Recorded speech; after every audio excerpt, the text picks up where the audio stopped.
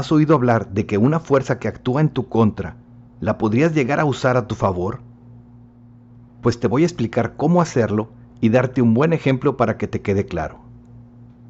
Para ello, primero hagamos un recorrido por la física, comenzando desde el torque o momento circular.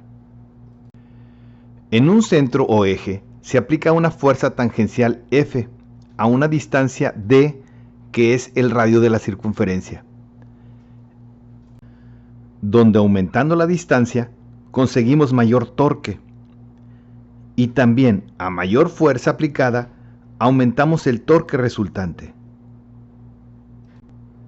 Lo que explica por qué es tan efectiva una palanca, en la que manipulamos las distancias para cargar peso. Así pasamos al concepto llamado par de fuerzas, en el que aplicamos dos fuerzas simultáneas diametralmente opuestas y conseguimos el doble de torque. O un sube y baja, en el que las igualamos. Es también por este principio que se genera el movimiento de un trompo, de madera o humano. De ahí pasamos a usarlo a los volantes, a las poleas, a los engranes, a las llaves, a las válvulas de paso y a cualquier sistema de transmisión de movimiento mecánico, que se siguen rigiendo bajo este mismo principio. Ahora vayamos a lo que nos concierne. ¿Cómo usamos este concepto para aplicar más fuerza a un golpe usando tu cuerpo? Primero necesitamos un centro o eje de apoyo. Para aplicar a los lados dos fuerzas diametralmente opuestas en algo que haga las veces de movimiento circular. Entonces, si vemos tu cuerpo desde arriba, podemos usar el centro de tu cabeza como eje y ahí tenemos los dos radios, que son tus brazos. De manera que si aplicamos una fuerza tangencial en un sentido, entonces debemos al mismo tiempo aplicar otra, en sentido opuesto diametralmente. De esta forma, debes girar tu cuerpo usando tu centro como eje.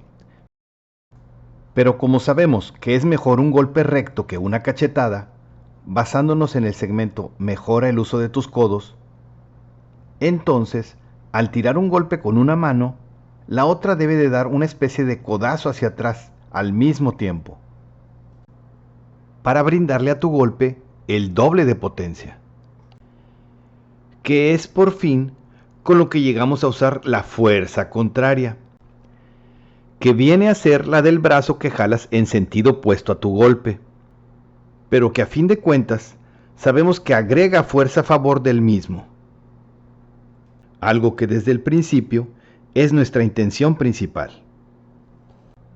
Y lo mejor de esto es que al usar tu propio eje para hacer el giro, no solo involucras a tus brazos, sino que en el mismo impulso participa todo tu torso, desde tu cadera hasta tus hombros.